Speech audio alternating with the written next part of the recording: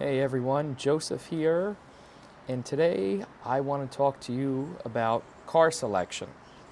Now, this goes for Turo and non-Turo, although Turo has some weird pockets of the market where things get more or less than they should get. But today I really want to talk about theory. I don't want to talk so much about, oh, get a Vantage or get a Huracan. It's more important that we think about these things in a kind of classroom sense. That way we can make good decisions. Now, I know I'm victim to thinking, oh man, like I love this car, the numbers will work themselves out. Like I've done that a lot, and sometimes it's worked and sometimes it hasn't. So we really kind of want to be students of the rental car business and really understanding what we want. And what we want, or what you want if you want to profit, is, the highest possible marginal earnings per dollar with the lowest possible cost confounded with the lowest possible risk, because those things go together. Risk really is a part of your cost. It's going to cost you an opportunity cost when a car is down, and it's going to cost you in potentially actual dollars if a claim doesn't cover. It could also make you money, but I like to work in a world where risk and accidents are a bad thing because there are no certainties.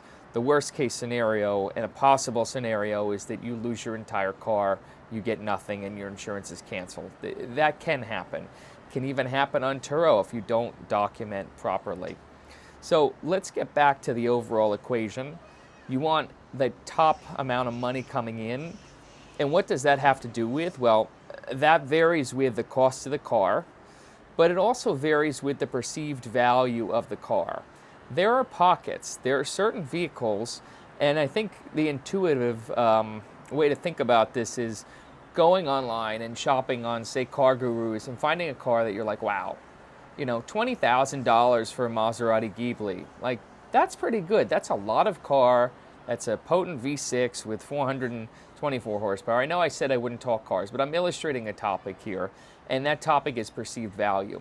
If you can find something where it's like, wow, I'm getting a pretty new vet for 40,000, maybe not a C8 but a C7, like, that's a lot of car for that money. That's where you want to be. A brand new car is going to depreciate really fast. You want to pick a used car that is impressive for the price and that people find the mark impressive. Luxury marks, unfortunately, like Lexus is a mark that, folks are not really jazzed about, even though they make great cars and they hold up great under depreciation.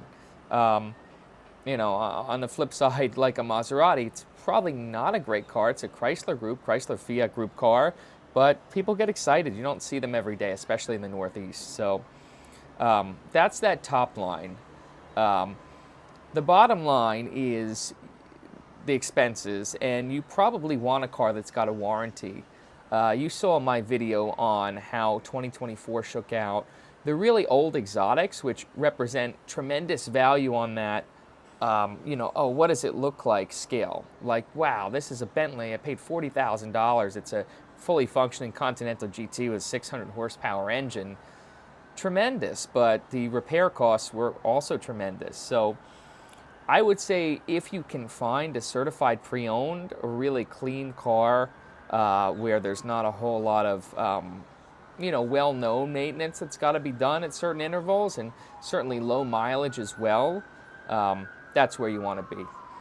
The risk part is interesting because sports cars obviously carry a lot more risk, but there are certain brands that carry risk. That's intuitive. BMW, you've seen how these people drive. That's a tremendous risk. Where, like, honestly, Rolls-Royce, it's a BMW product, but I have a feeling that there would be, very low risk with the way most people are probably driving a Ghost around. Sedan versus coupe. Convertible, probably higher risk of distraction. Smaller SUV, maybe higher risk of having a big issue than a big SUV. Generally, probably larger car, less risk than smaller car, although I haven't researched that or substantiated that. So that's the third thing. You want to minimize your risk. If you can squeeze the same difference between what you're getting and what you're paying in maintenance, depreciation, etc., out of a car that's lower risk, you're better off.